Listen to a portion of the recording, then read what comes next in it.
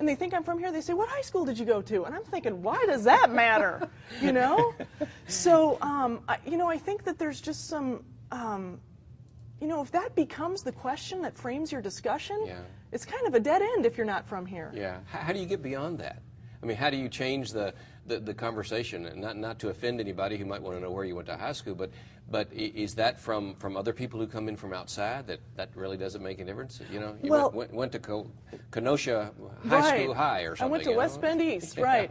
I don't know that it's, I don't want to say that it's necessarily negative, but if you are from someplace else, and the benefit of having transplants and boomerangers come back to your community from other places. The benefit is they import new ideas, they import new connections.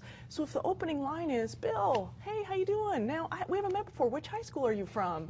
And I don't have a high school that's local, it ends the conversation. We might not get to the next question, which might be, I'm starting a business and I'm looking to hire 15 people, or whatever the case is. So I think just changing up some of the framing of how we make introductions, how people are welcomed to the community, who talent is. I think one of the things that cracks me up sometimes is I have a mentor, Jim Armstrong, and he runs this communications firm called Good for Business. And he talked about why he started his business. He said that he was working in advertising, and their task was to create a diaper campaign.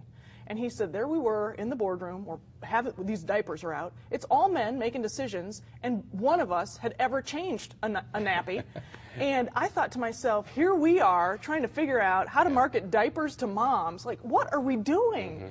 And he said, at that point, I realized how futile it is, and to try to make decisions for a group that's not even represented in the decision making.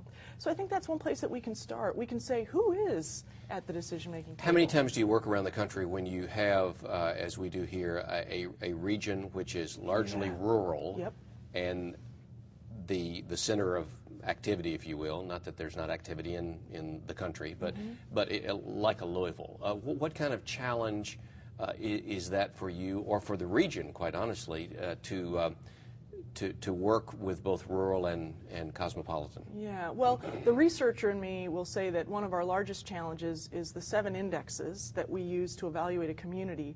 We can't scale it down to metros with under 100,000 people. So right there, it would be a monumental task to go to Bullitt County and say, here's your handprint. So so that's why you take the whole region and look at it? Well, in this particular case, the task was, we're a 26 county region. They had a pool of funding that said this is for the region. So we really had to, we did handprints for Louisville and for Elizabethtown, and then we looked at the whole region more from an in-depth interview perspective with young professionals, less from a measurement standpoint. But, it's not an unusual challenge, but 2 things about this occur to me. One is, you can't be a suburb to nowhere. So for suburban folks or rural folks who think, oh, that Louisville, or, oh, these bigger urban metros, that they're like the big bad guys, you are interdependent with them. They are not the enemy. So I think that's one piece of it, which is understanding that we're interdependent. But then the second sort of challenge area, I think, for rural areas is to see how they fit in. If we're looking at the 7 indexes of Elizabethtown or of Louisville, the communities aren't great in all 7 of those indexes. So rural communities have to ask themselves, all right, well, within those indexes, where can we play? So for example, in Milwaukee, Wisconsin, we looked at their region, and they had some shortcomings in a couple areas. And some of the outlying communities like Cedarburg, Wisconsin, which is about 35 minutes north, tiny little community, public school of, maybe 4,000 kids. It's not a huge community. They looked at Milwaukee's shortcomings and said, oh, here's an area where we could really, it's white space. Here's an area where we can really do something special. Adjacent to Milwaukee County is Waukesha County, and they said, we can be the entrepreneurial hotspot. We can really grow this cluster of entrepreneurship. So thinking in terms of a regional plan can be a big challenge. Off the top of your head, if you can, mention some cool communities and cool regions that might compare to the Kentucky, Indiana region that you're working in. I mean, you've mentioned Nashville. Sure. And Wisconsin. You bet. I love the question because it really gets at what are you looking at? Because sometimes folks in this region will say, well, we should be looking at other communities that have had manufacturing jobs like we have, and so on and so forth. And we would say, what economy are you trying to compete in? Look at knowledge-based communities. So Austin, Texas, Madison, Wisconsin, Portland, Oregon, Toronto and Vancouver, although they're really big comparisons. I would be looking at London. I would be looking at Dublin, Ireland. I would be looking at the city-state of Singapore. Not that these are comparison, but they're really aspirational. These are communities that have taken where they're at, and they haven't done this incremental. They've actually made leapfrog adjustments. Yeah. There's a lot more in the book that we don't have time to talk about. Building cool communities, leadership bloopers, and some things like that. I mean, it goes on and on.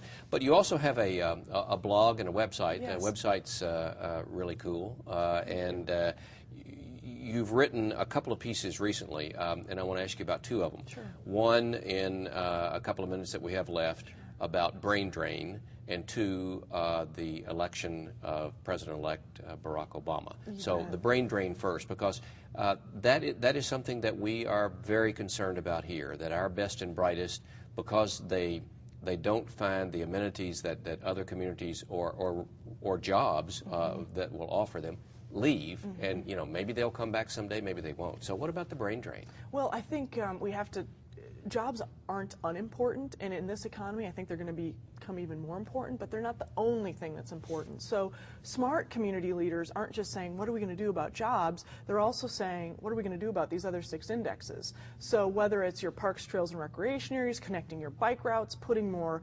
right now you can put 2 bikes on a bus here, but I'd love to be able to see you put 4 bikes on a bus, because I think as energy continues to go higher, people are going to go from 2 cars to 1 car to maybe a car and a bike, not sure, right? Yeah. So those are some areas. But then on this, the second notion of the political election, right? Yeah. Barack Obama, of course, got the African-American vote, but he also got the under 30 vote. 68% of people under the age of 30 voted for this man. He will be the first Generation X president, mandated by the next generation to really help lead a constructive dialogue around the problems. That's what we need. We need to be talking about the future, where we're going next. Do you think in this next presidency, he and his staff will be addressing and talking to the next generation as no other president or a group of men and women in office has ever done so? And in that, will that be a trickle down? We talk about the difference in the 2 parties. They believe in the trickle down or from the bottom up. But he's in Washington now, and it's going to be a trickle down. Will the next generation get a lot of attention because they were so engaged in this election? I wish I had a crystal ball on that. Campaigns, as I understand it, it's different than governing. And but what I do think if he can do this well, he's done technology so well. As he's governing as the president, I think to continue to build an agenda that young professionals wherever they live can support with their local elected officials, I think that will be part of the key. Yeah. Well, it's been a delight to have you here and to talk about your book. And there was a suggestion on the website, too, from someone who wrote in and said that they were going to purchase several copies and give it away for Christmas. And I think that's an excellent idea. I mean, I really think you to use one of the political phrases that we heard, drill it down, drill it down to some very fine points. 12 ways to be cool, things you can do to be cool, and you don't use that as just a sort of a casual reference. I mean, it's something that really means a lot to you and to young people and to young professionals.